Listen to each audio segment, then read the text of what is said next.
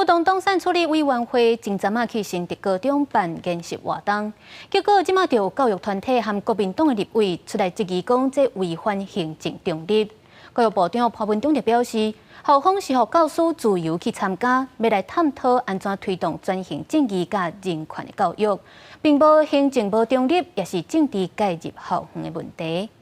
不要今天在这里为党产会主席给他制止一下好不好？立委一直质询提问，教部长潘文忠也继续回应，相反声音用来读做会，这是因为教育部进行者发函提醒各级学校爱注意行政中立，结果新竹高中进行甲党产会合办研习活动，互教育团体质疑违反行政中立，背后的动机是可疑的。 而且呢，他们也认为这个是政府带头违反了行政中立哦。推动人权教育，包含转型正义，确实对老师是一个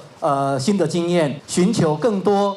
适切合适的这些议题教材，这是他们教学上必要。不当党产之转型正义议题民众参与式活动的一个这个劳务采购案，这个得标厂商刚好就是木有之剧场工作室负责人呢，也是这次党产会您请到的这个老师啊。这个限制性招标，我想都是按照政府采购法的相关规定。新竹高中这一场一定是在这里面的。 潘文忠指出，这工作坊是学校规划老师精灵演习，老师应自由报名参加，用戏剧甲各种讨论思考如何和转型正义甲人权教育融入于教学现场。单纯的教师研习，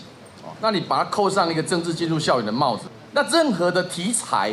在使用上，如果外界因为不了解过度干涉，我反而认为这才是政治进入校园。角色的扮演、议题的分享、讨论、反思，这个。 其实是108课纲在社会领域教学很核心的专业素养。其实我也曾经受邀。党产会主委林鸿正用这个会例指出，这个30多年以来，继续用展览工作坊甲影片这方式推广转型正义。这摆甲学校合作，也是希望因鼓励老师将人权议题走入教学，无行政、无中立的问题。记者综合报道。